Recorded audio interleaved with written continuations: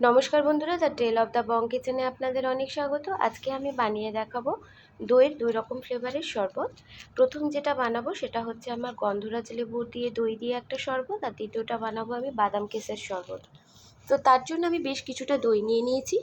তার মধ্যে আমি অ্যাড করেছি চিনির গুঁড়ো, কিছুটা বরফ আর একটু জল দিয়ে আমি ভালো করে দইটাকে ফেটিয়ে নেব।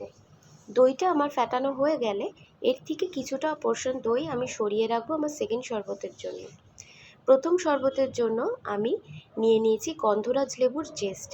এর মধ্যে কিছুটা গন্ধরাজ লেবুর জেস্ট দিয়ে তার মধ্যে দেব কিছুটা গন্ধরাজ লেবুর রস, কিছুটা দেব চাট মশলা, আর একটু 2-1 টুকরো আমি গন্ধরাজ লেবু কাটা স্লাইস আমি অ্যাড করে দেবো। দিয়ে ভালো করে আমি শরবতটা একবার গুলে নেব।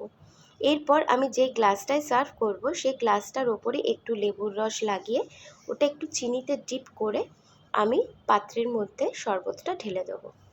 দিলেই আমার রেডি হয়ে যাবে গন্ধরাজ লেবুর শরবত, এবং 1 টুকরো লেবু দিয়ে আমি এটা একটু গার্নিশ করে দেবো। এরপরে আসবো আমি সেকেন্ড শরবত, যেটা হলো আমার বাদাম কেসার ফ্লেভারের। তো এই ফ্লেভারটা আপনারা যে যার মতন মন মতন নিতে পারেন। তো আমার কাছে এই সিরাপটা ছিল বলে আমি এটা অ্যাড করছি। তো প্রথমেই আগে থেকে গুলে রাখা দইয়ের মধ্যে আমি বাদাম কেসারের 2 থেকে 3 চামচের মতন সিরাপ দিয়ে দেবো। দিয়ে তারপরে এই গ্লাসের মধ্যে কিছুটা বরফ নিয়ে তার মধ্যে আমি শরবতটা ঢেলে দেবো। দিয়ে ওপর থেকে গার্নিশিংয়ের জন্য আমি আরেকটু সিরাপটা দেব এবং অল্প একটু কুচনো কাজু বাদাম ছড়িয়ে দেবো। তাহলেই আমার রেডি হয়ে যাবে বাদাম কেসার ফ্লেভারের লস্যি। বন্ধুরা, যদি আমার ভিডিও আপনাদের ভালো লেগে থাকে অতি অবশ্যই লাইক, শেয়ার, কমেন্ট করতে ভুলবেন না।